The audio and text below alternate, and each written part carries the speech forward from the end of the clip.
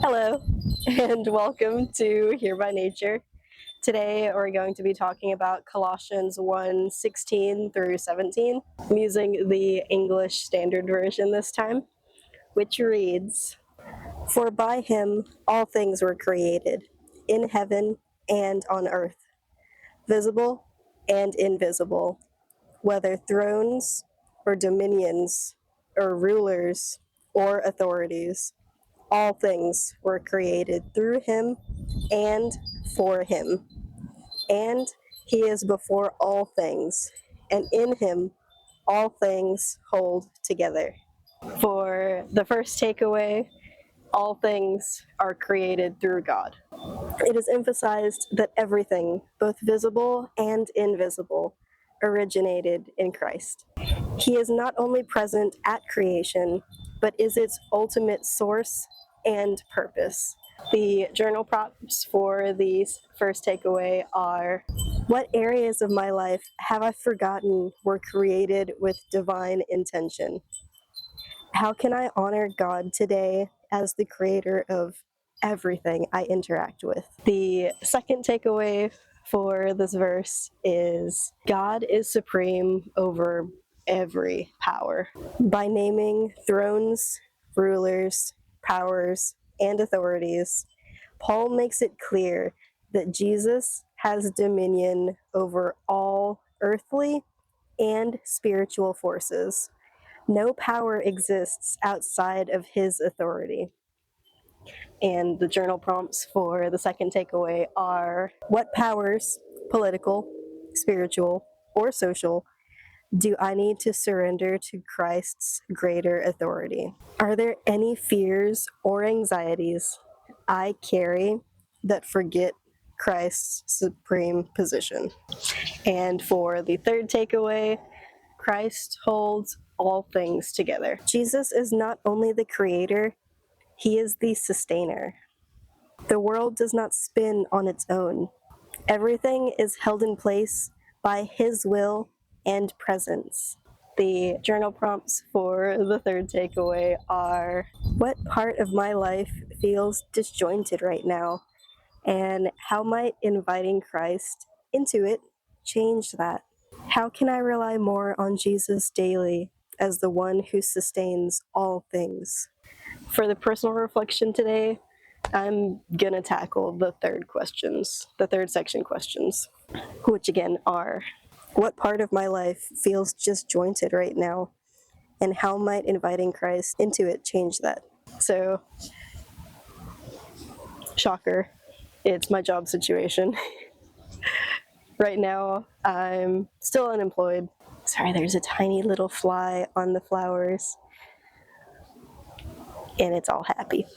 But yeah, my job situation.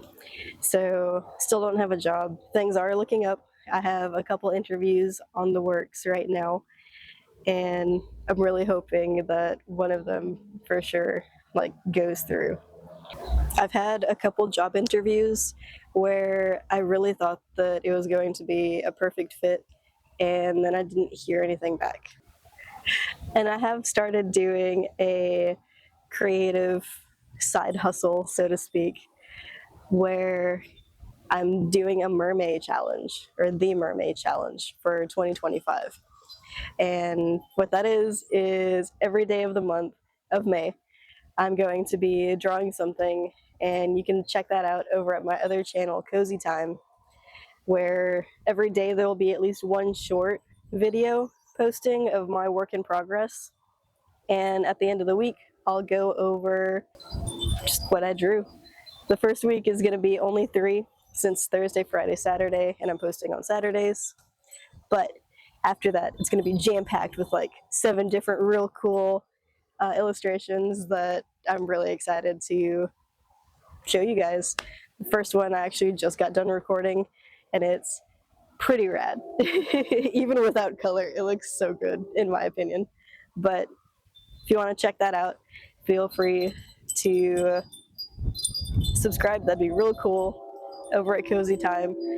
Currently I have Zip because it just started.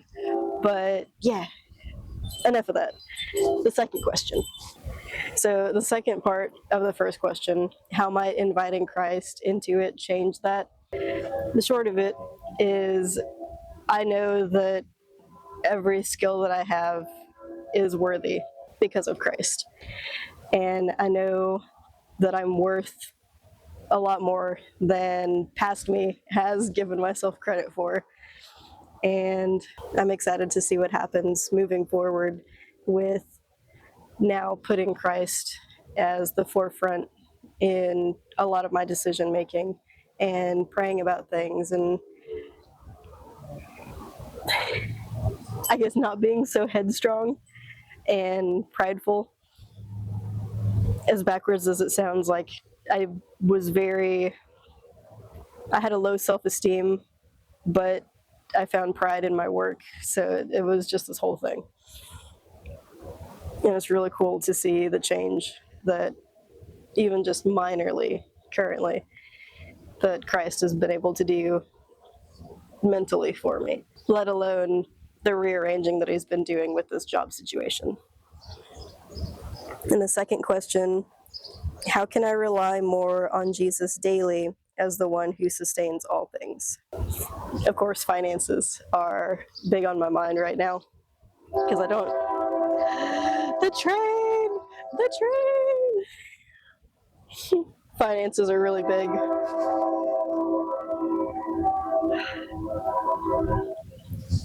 I think because of the train, I'm not even going to try to answer the second question because I kind of did in the last question anyway. I don't want that train honking to be all the way in the end of the video. So hopefully you heard what it was you needed to hear today.